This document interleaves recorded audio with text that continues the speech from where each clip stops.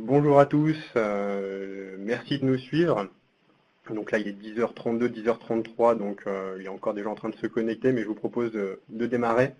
Donc encore une fois, donc merci de nous suivre, hein, vous êtes très nombreux à nous suivre encore une fois. Donc je me présente, hein, je suis Arnaud Vandendries, je suis Account Manager pour la société Sync Project et je suis accompagné de Patrick Albertini, donc, qui est consultant pour la société Sync Project. Merci, bonjour à tous. Alors, le programme du webinaire est le suivant. Donc, il y aura à peu près un petit peu moins de 15 minutes, 13-14 minutes de présentation que je vais faire. Il y aura après 15 minutes de démo que Patrick va réaliser. Et ensuite, donc, on va passer sur une table un peu plus interactive de questions-réponses.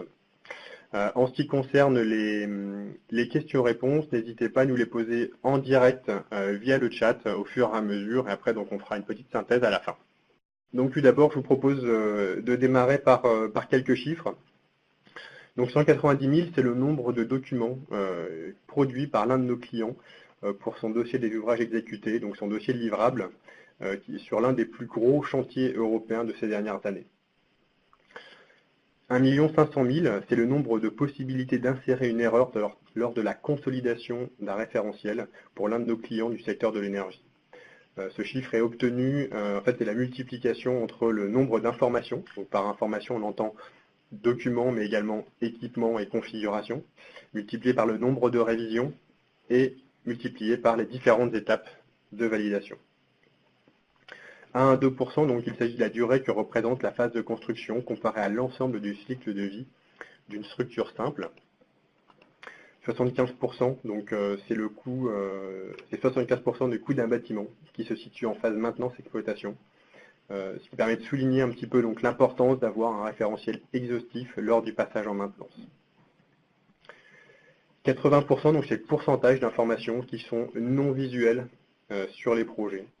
Cela permet de remettre un petit peu en perspective la place de la 3D dans les projets d'engineering. Et enfin 10%. Donc 10%, c'est le pourcentage du contrat initial que peuvent représenter les change orders sur les projets et qui peuvent se compter par plusieurs centaines. Et c'est donc, ce sont donc ces derniers 10% qui vont nous intéresser dans le cadre de ce webinaire. Alors, ces 10% vont soulever toute une série de questions. Donc par exemple, on va avoir, donc, avons-nous bien la validation du client sur ce change order ? Avons-nous bien les informations nécessaires pour justifier les travaux réalisés? Les informations à transmettre pour la revue de contrat sont-elles toutes validées? Ou encore, combien de change orders sont en cours sur ce projet? Et enfin, donc, quelle somme représente les change orders sur l'ensemble de mes projets? Si on prend un projet de plateforme offshore qui peut coûter jusqu'à 1 milliard d'euros, il est donc fondamental de pouvoir rapidement répondre à ces questions, étant donné qu'elles peuvent représenter une centaine de millions d'euros. Alors, ces change orders vont représenter un certain nombre de défis.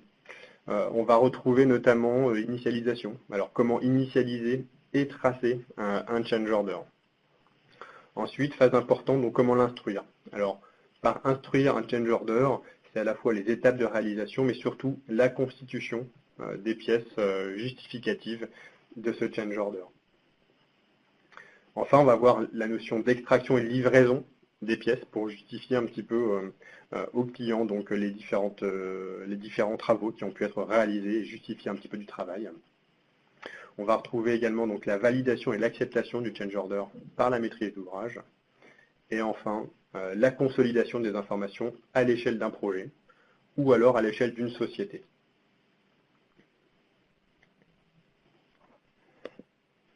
Alors, avant de reprendre sur les change orders, je vous propose de revenir quelques instants sur quelques notions que nous avions abordées lors du précédent webinaire. On avait beaucoup parlé donc de la notion de PLM, donc Product Lifecycle Management, par rapport à la notion de GED simple. On va retrouver les nuances suivantes. Donc un PLM va vous permettre de gérer tout type d'informations et pas uniquement du document. Par exemple, on va pouvoir gérer les équipements que comporte une plateforme. Autre élément fondamental, on va retrouver ce qu'on appelle la gestion de configuration. Donc c'est ce qui va vous permettre de tisser des liens entre chaque élément du référentiel. mais aussi de pouvoir gérer les configurations des différents ouvrages. Donc ma plateforme telle que conçue, voilà comment nous l'avons construite et voilà comment elle est désormais maintenue. Élément important, donc l'objectif est d'être une colonne vertébrale d'un système d'information technique global en interface avec d'autres outils, alors que l'autre va se focaliser sur un aspect documentaire seul. Après, il y a d'autres points qui ne sont pas nécessairement l'apanage de PLM, mais qui le sont de manière automatique. Donc c'est également l'assurance que dans le cadre de la gestion documentaire, il n'y ait pas de restriction dans le type de fichiers gérés, mais surtout la notion d'unicité de l'information, un petit peu comme un ERP. Unicité de l'information garantie, donc pas de duplication, même si jamais vous utilisez une information à plusieurs reprises dans différents dossiers, donc que ce soit un dossier livrable ou alors un carnet de santé de bâtiment par exemple.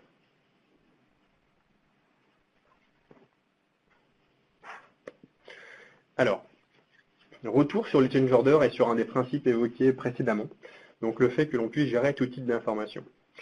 Derrière tout ça, donc on va retrouver une notion qui est très importante, qui est la notion d'objet.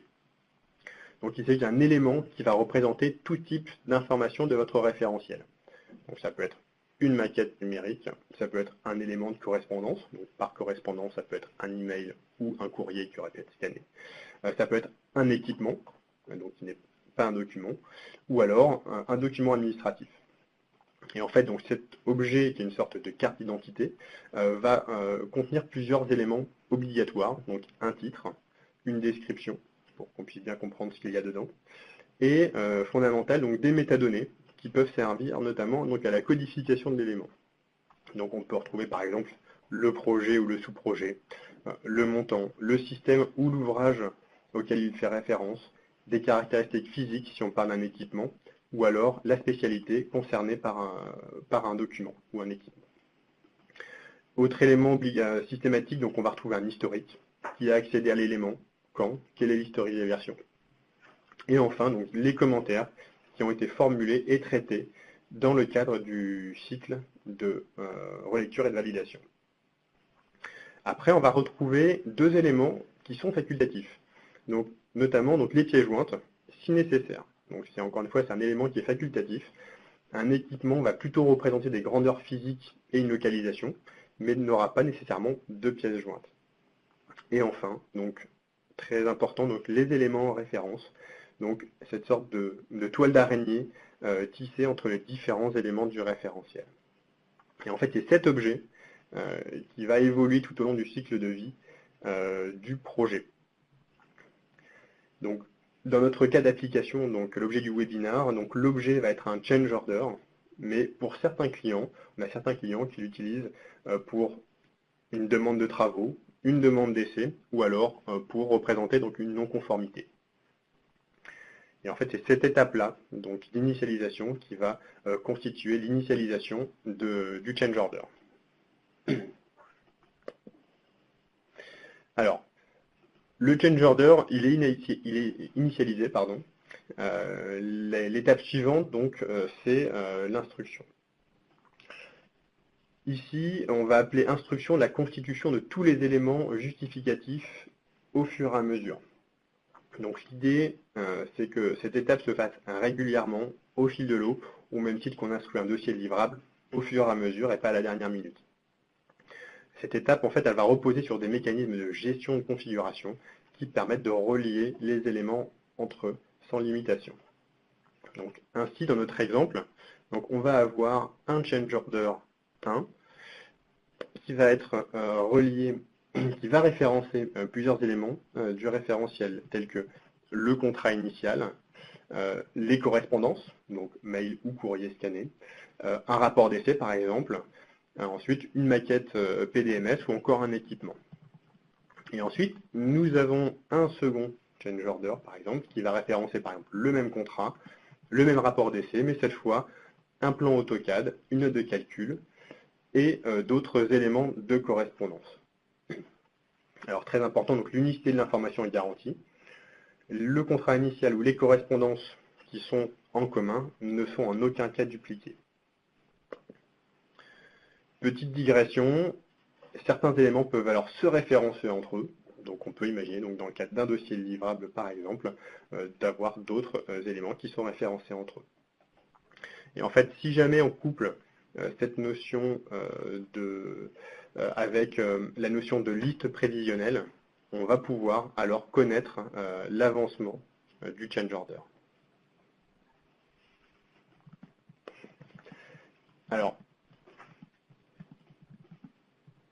une fois instruit, donc il est important de pouvoir livrer les pièces justificatives de manière simple aux intervenants concernés. Donc au même titre que c'est une étape qui va permettre potentiellement l'initialisation du change order, donc qui va être initialisé par exemple par des commentaires. Une fois qu'on a instruit le change order, donc l'idée c'est de pouvoir le transmettre de manière simple aux intervenants concernés. Donc Patrick va y revenir un petit peu au cours de la démo, mais l'idée c'est de simplifier un maximum cette étape et que si jamais on instruit plusieurs change orders en même temps et qu'on les diffuse en même temps, mais en fait qu'il y ait des règles précises qui s'occupent du dispatching des informations. Pour clarifier un petit peu, l'image que je prends régulièrement, donc c'est celle du postier. Donc imaginons un postier qui rentre dans un hall d'immeuble, il y a une centaine de lettres à distribuer dans une trentaine de boîtes aux lettres. Ben, la seule chose qu'il aurait à faire, c'est de les envoyer en l'air et qu'elles se regroupent et pour être mises dans les bonnes boîtes aux lettres. Là, c'est un petit peu le même principe, que vous n'ayez pas, si jamais vous avez 15 change orders à livrer, mais que vous n'ayez pas à vous soucier de qui doit recevoir les informations. Donc là, on peut imaginer donc un certain type de change order qui pourra avoir des pièces justificatives qui seraient adressées à un groupe en particulier, alors qu'un autre type de change order serait livré à un autre.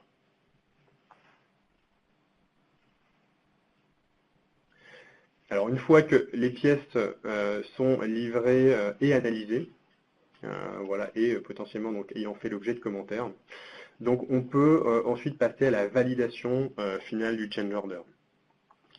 Donc tout comme la livraison des pièces, l'idée est que les change orders aient des circuits qui soient différenciés.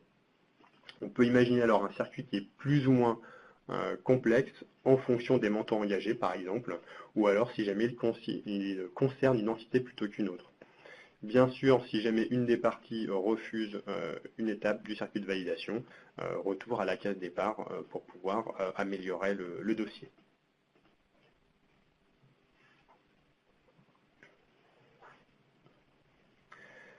Alors, point important, donc toutes les étapes que l'on a vues vont être donc bien sûr très importantes, mais elles seront incomplètes si jamais elles n'étaient pas exploitées. L'important, donc, ce n'est pas l'information, mais ce qu'on en fait. Et en fait, le fait d'avoir géré distinctement le change order, mais dans un référentiel unique, va pouvoir permettre de le coupler à des outils de reporting. Et en fait, on va pouvoir visualiser en temps réel le nombre de change orders par projet, par exemple, leur montant moyen, le nombre de change orders en cours d'instruction, et qui doivent être clôturés rapidement.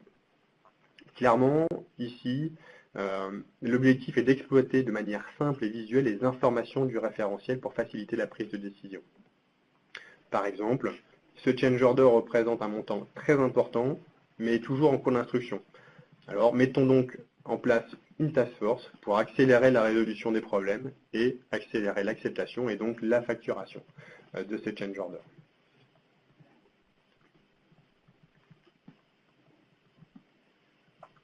Alors, comme je vous l'indiquais, donc l'idée sous-jacente est d'avoir un référentiel global,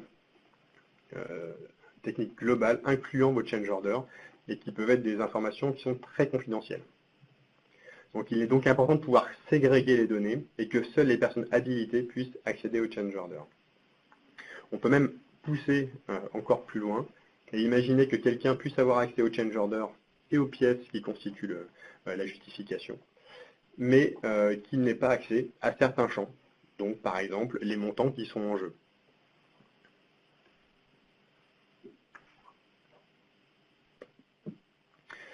Alors, on va passer à la démo, donc je vais bientôt passer la parole à Patrick. Petite contextualisation, donc la démo va être constituée de 3 scénarios. Donc le premier scénario, ça va plutôt être une mise en contexte, donc qui va constituer une sorte de peuplement du référentiel. Donc là, on va avoir un doc controller qui va initialiser une forecast list, donc une liste de livrables sur un projet. un concepteur va ensuite prendre le relais et va intégrer dans le référentiel un des plans attendus. Ensuite, on aura un deuxième petit scénario qui est que le responsable BE a reçu les éléments de la part de ses équipes. Tout est bien constitué. Et l'objectif, donc, c'est de transmettre les pièces au client par le doc contrôleur. Et enfin, donc, la réception du bordereau par le client, qui va ensuite, à partir de là, créer une annotation.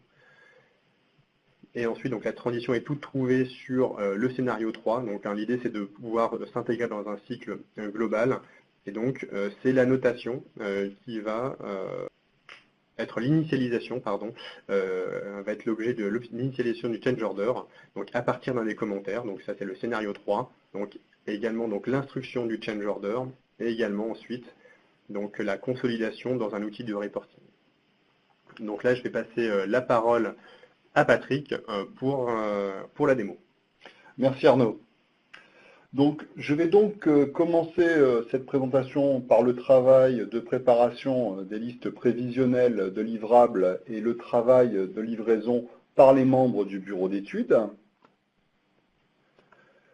Je me place donc dans le rôle d'un doc contrôleur en charge de la préparation de la liste des livrables. Je vais rentrer le login et le mot de passe qui vont me donner accès à l'application. Avant toute chose, un petit mot sur l'interface Home Machine.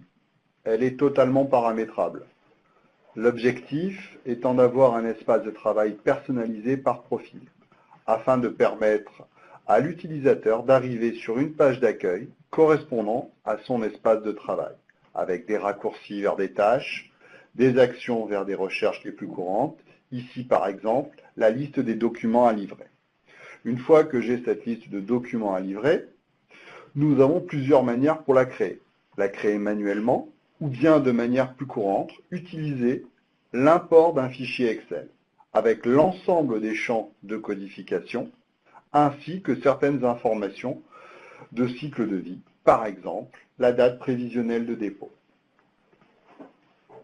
Si l'on regarde plus précisément une fiche, donc en rentrant sur celle-ci, on verra que l'ensemble des champs du fichier Excel se retrouve dans la fiche d'identité, en particulier les dates prévisionnelles qui pourront servir aux indicateurs. Maintenant que ces fiches sont créées, je vais changer de rôle et passer dans la peau d'un membre du bureau d'études qui doit livrer une liste de documents techniques. Donc celui-ci arrive sur une page d'accueil, lui permettant d'avoir la liste de documents à livrer qui lui sont échus via un filtre. Dans notre exemple, il a 3 documents techniques à livrer. Il va donc copier une fiche depuis cet espace de travail de documents livrés vers l'espace de documents techniques. Ceci aura pour but d'initialiser certains champs et éviter ainsi les erreurs de ressaisie.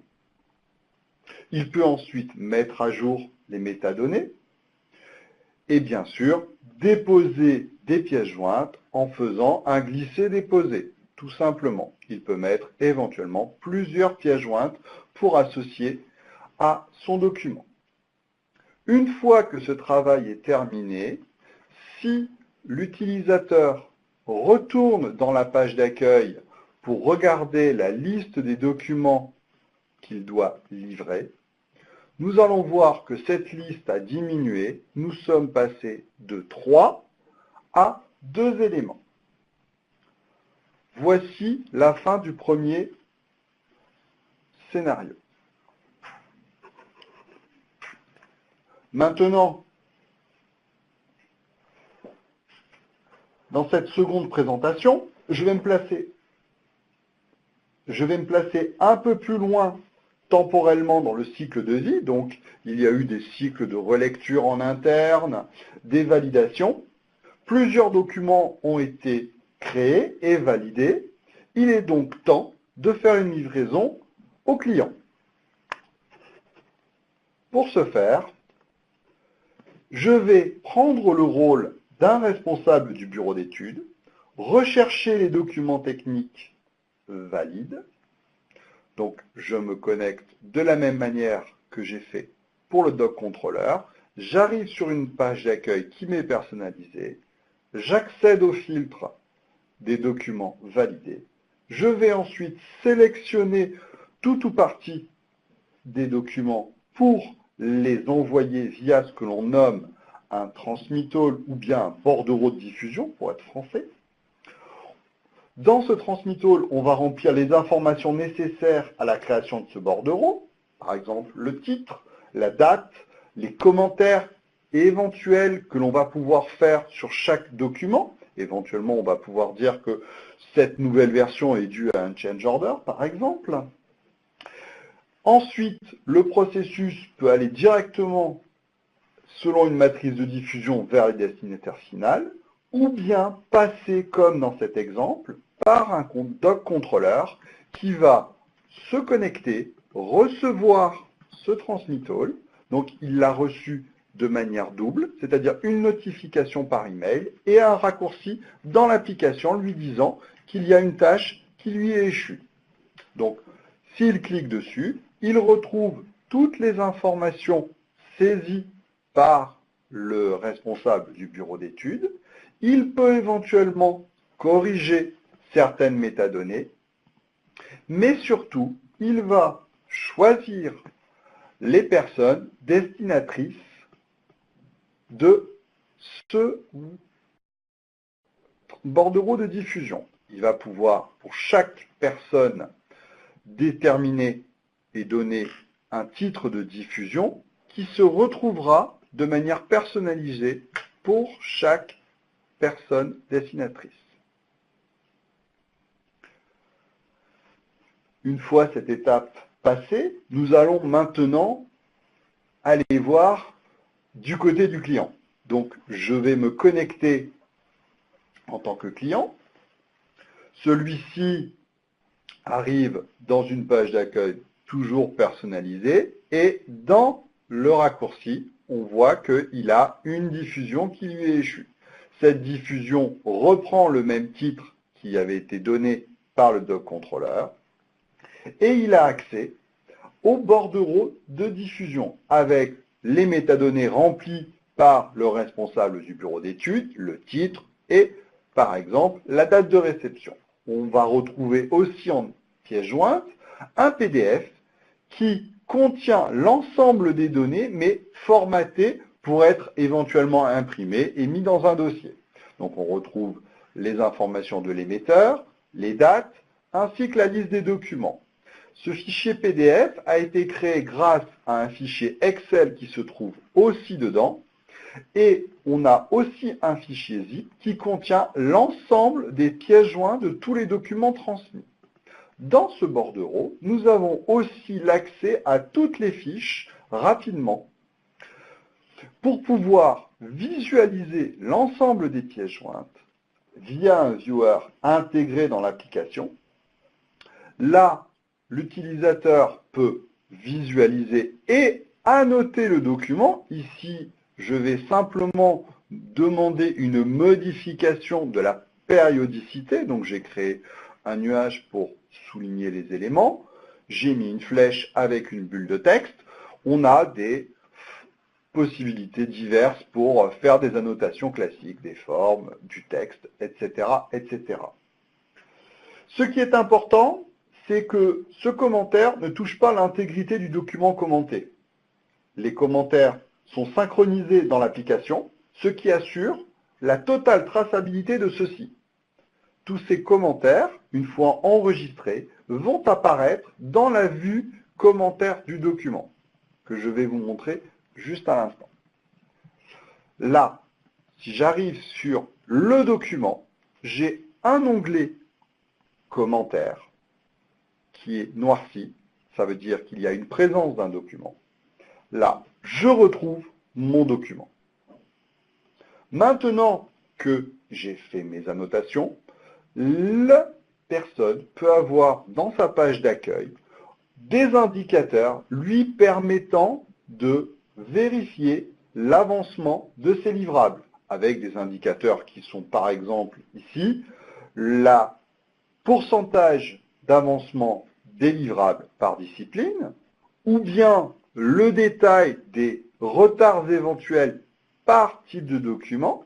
Donc on va une synoptique de couleurs qui permettent à l'utilisateur d'avoir ces éléments, ainsi que la moyenne des retards de livraison par discipline. Ces indicateurs sont donnés à titre d'exemple. Il ne faut pas hésiter à demander des indicateurs qui vous sont personnels. Voilà pour la fin de la vidéo numéro 2.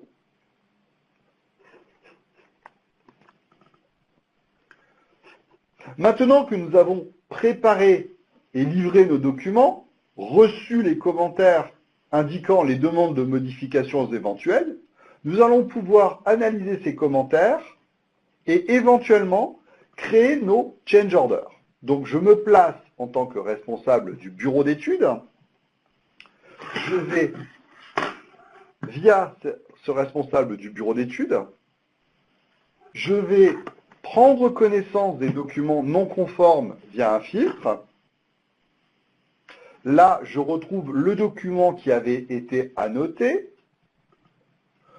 Je peux prendre connaissance du commentaire et donc décider de créer éventuellement un change order dans l'onglet change order associé à mon document. Donc là, deux possibilités. Je peux créer depuis zéro un change order ou associer un change order existant, permettant ainsi l'association d'un change order à plusieurs documents. Donc là, je vais remplir certaines informations comme le titre du change order, son impact sur le planning, son lot, sa discipline, je peux donner sa criticité et bien sûr le coût estimatif du change order. Tout ça, ça va permettre de consolider ces informations. Une fois que ce change order est créé, je verrai qu'il est lié à ce document, ce qui permet à un utilisateur de naviguer d'un change order vers le document et inversement. Du change order, je peux voir quels sont les documents qui sont impactés par celui-ci. Une fois que j'ai créé ce change order, je peux créer une réponse aux commentaires précédents. Par exemple, en mettant le numéro du change order concernant ce commentaire. Et ainsi, j'assure la traçabilité du commentaire. Si l'on revient maintenant sur le change order, via la page d'accueil, on va pouvoir étayer celui-ci. Alors, Arnaud l'avait précisé, on peut étayer ça en mettant un lien vers des contrats, un lien vers des notes de calcul ou bien des correspondances. J'ai pris cet exemple de correspondance. Donc, dans l'onglet correspondance, pour l'instant, je n'en ai pas. Donc, je peux soit créer mes correspondances manuellement et les attacher, ou bien avoir une méthode plus rapide qui va me permettre de prendre un email depuis ma messagerie Outlook et glisser dans cet encart de la page d'accueil pour indexer automatiquement et lier automatiquement cet email directement à mon change order. Donc, j'ai glissé mon email. Si je retourne sur mon change order, que je clique dans mon change order sur l'onglet correspondance, je trouve exactement ma correspondance. Dans cette correspondance, je vais retrouver certaines informations et certaines métadonnées de ma fiche, ainsi que l'ensemble des pièces jointes qui étaient contenues dans mon email. Si nous retournons dans la page d'accueil, nous pouvons avoir des indicateurs sur les change orders qui sont la consolidation de tous les change orders. Par exemple, la liste des change orders par discipline, le coût des change orders par discipline et enfin la répartition par criticité de ces change orders. Tout ceci étant purement indicatif et fait pour le webinaire. Voilà pour les 3 scénarios qui correspondent à un cycle global d'initialisation, de réception, de transmission, d'analyse et de réalisation des change orders. Merci Patrick pour cette démo. Alors, pour conclure, avant de passer à la session de questions-réponses, l'idée un petit peu de ce webinaire, c'est quand même de mettre en exergue la plus-value de gérer toutes ces informations techniques dans un seul référentiel global et structuré. L'idée, c'est pas de se dire qu'il va y avoir un outil unique qui va tout faire. Ici, par exemple, vous continuez à utiliser vos logiciels métiers pour la CAO, pour la bureautique, pour la GMAO, pour les correspondances, mais également la possibilité de pouvoir gérer les équipements, mais donc tout dans un seul et même référentiel. Et en fait, avec la notion d'objet que j'avais introduit tout à l'heure, donc vous pouvez gérer d'autres types d'éléments en vue de les consolider. Là, on est parti donc sur la notion de change order, que l'on peut relier après aux différents éléments justificatifs, mais on peut appliquer ça par exemple aussi à la gestion des travaux modificatifs acquéreurs, si on prend le secteur de l'immobilier par exemple. Comme je vous l'indiquais, d'autres de nos clients gèrent leur non-conformité comme cela. Voilà, maintenant je vous propose de passer donc à la session questions-réponses. Donc il y a eu pas mal de questions qui ont été posées. Donc on va en prendre connaissance et on va y répondre avec grand plaisir. Donc on va les prendre, elles ont été données dans un certain ordre, donc on va les répondre dans l'ordre. Donc une première question, c'est plutôt technique. Peut-on lier les change orders aux entreprises qui sont concernées et donc avoir des rapports listant les change orders par entreprise? Bien sûr, il suffit simplement d'avoir soit une liaison entre le change order et l'entreprise, ou bien de mettre une métadonnée directement dans le change order listant l'entreprise qui a fait l'initialisation du change order, et donc avoir un rapport qui va me permettre d'avoir la liste des rapports, la liste des change orders par entreprise. Comment peut-on rapprocher les informations des change orders avec les contrats? Je dirais de la même manière que je l'ai fait pour les correspondances, on peut avoir dans un onglet qui s'appellerait contrat, et donc lier le contrat à mon change order, en sachant que ce contrat peut être lié à plusieurs change orders. Mais c'est toute la puissance de la gestion de configuration qui va permettre de créer des liens sans dupliquer l'information. Sous quel format est réalisée l'extraction? Donc l'extraction est réalisée sous un triple format. Il est réalisé d'abord sous un format PDF, ensuite sous un format Excel, pour pouvoir être retravaillé, voire pour pouvoir permettre à l'utilisateur d'écrire directement les commentaires et les renvoyer dans ce format Excel, plus un fichier zip qui contient l'ensemble des pièces jointes, éventuellement avec un filtrage par extension. Alors, les informations sont-elles toujours disponibles une fois que l'infrastructure est en exploitation? Eh bien oui, si l'application est toujours active, toutes les données sont toujours utilisables dans l'application. Ce n'est pas parce on a des clients qui passent de concepteur à exploitant et donc qui redonnent le logiciel dans son intégralité. Et c'est clairement là donc une des plus-values des PLM, donc d'avoir à la fois une unicité de l'information, mais également une continuité de l'information. Je prends juste une anecdote, il y a un grand groupe du CAC 40 qui a économisé 10% sur sa facture énergétique, rien qu'en reconstituant un fonds documentaire à des fins de maintenance. Donc là, de l'argent a été dépensé pour reconstituer ce fonds documentaire. Et donc, voilà, l'idée c'est de pouvoir mettre les bons gènes dès le départ dans le référentiel et qui puissent être passés de la phase de conception à la phase de construction, mais également maintenance. Donc on a des clients qui ont pu faire ça, donc je pense notamment au projet la ligne grande vitesse pour Bordeaux, donc pour lequel le client a utilisé notre application sur la phase de conception et de construction et qui a été donc désormais utilisé pour la phase d'exploitation.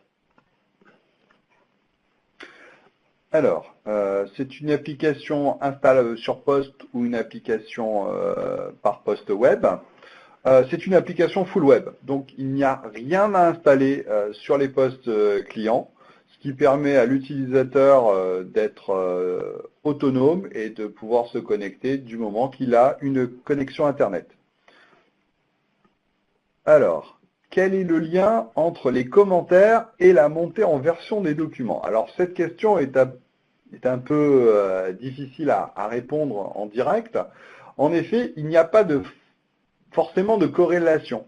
Ce n'est pas parce que je fais un commentaire que je vais automatiquement monter en version. On peut catégoriser les commentaires dans l'application, par exemple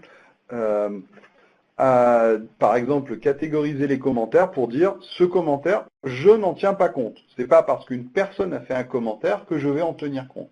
Maintenant, si ce commentaire, je le place et que je décide de le traiter, au final, peut-être que ça va déboucher sur une révision de ce document. Mais ça, c'est la procédure de traitement de vos commentaires qui va le décider. Est-ce qu'un commentaire doit absolument donner une révision ou bien est-ce que c'est le change order qui, lui, va lier une fois que ce change order a été validé, va devoir créer une nouvelle version. Donc ça, c'est un petit peu c'est votre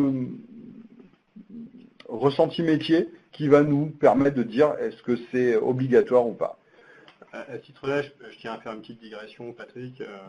Voilà, l'idée, c'est que ce soit l'outil qui... Enfin, voilà, on ne va pas remplacer vos méthodologies de travail. Pour nous, c'est l'outil qui va accompagner vos méthodologies et pas à vous de vous adapter à un outil. Alors, question par rapport à des références clients. Là, actuellement, on a un certain nombre de grands comptes. Je pense notamment donc, à Technip FMC, qui est un de nos gros clients. Également, Vinci Construction, avec notamment Vinci Construction Grand Projet. On va retrouver également Alstom sur une partie signalisation. Et encore, donc, Eiffage Clemcy.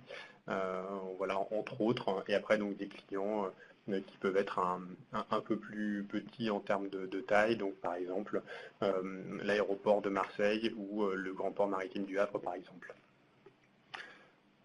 Alors, une autre question, on revient dans la technique. Peut-on consolider les rapports de change order entre plusieurs projets différents? Oui, on a la possibilité dans l'application d'avoir une gestion par projet. Et donc, le reporting peut être fait soit monoprojet, soit multi-projet. Cela dépend comment on paramètre notre reporting. Alors, une question parce qu'en fait, effectivement, qu'est-ce que l'ASCOM AEC par rapport à SyncProject? Donc, SyncProject, donc, c'est le nom de notre société. Et en fait, notre logiciel s'appelle l'ASCOM AEC. Voilà. Alors, une autre question, puis-je voir un équipement donné, tous les change orders et les coûts conséquents qui le concernent? Il est vrai que là, actuellement, j'ai fait un change order qui était lié à un document, mais rien ne m'empêche d'avoir un objet équipement et de livrer cet équipement et d'affecter un change order à cet équipement et donc de ne pas avoir un coût sur mes documents, mais plutôt l'ensemble des change orders sur un équipement donné. Donc, c'est juste une question de liaison et de pouvoir lier non pas un change order à un document, mais à un équipement. C'est simplement du paramétrage de l'application.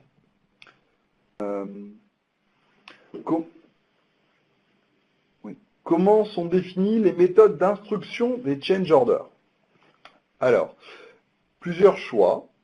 Soit ces méthodes sont gérées par un modèle de tâches affectées, ou bien on peut définir un processus plus cadré dans lequel on va suivre des processus métiers en disant, comme l'a précisé Arnaud dans sa présentation, le change order est initialisé, il passe en commission, il est validé, un coût est proposé au client, le client donne son accord et une fois que ce change order a été accepté, la nouvelle version de ce document peut être créée avec pour objet de la révision ce change order.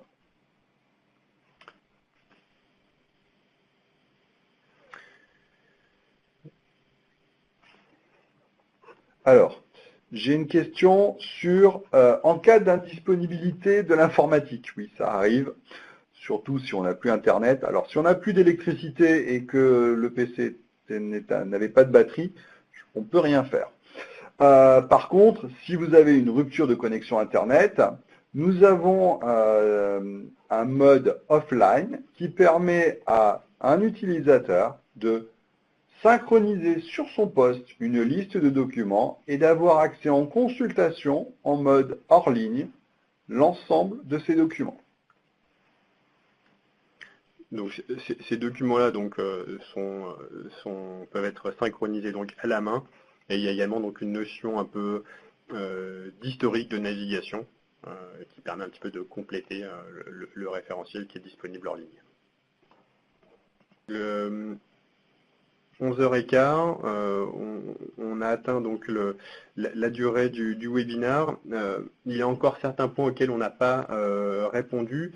Et ce que je vous propose, donc, c'est de revenir vers vous individuellement pour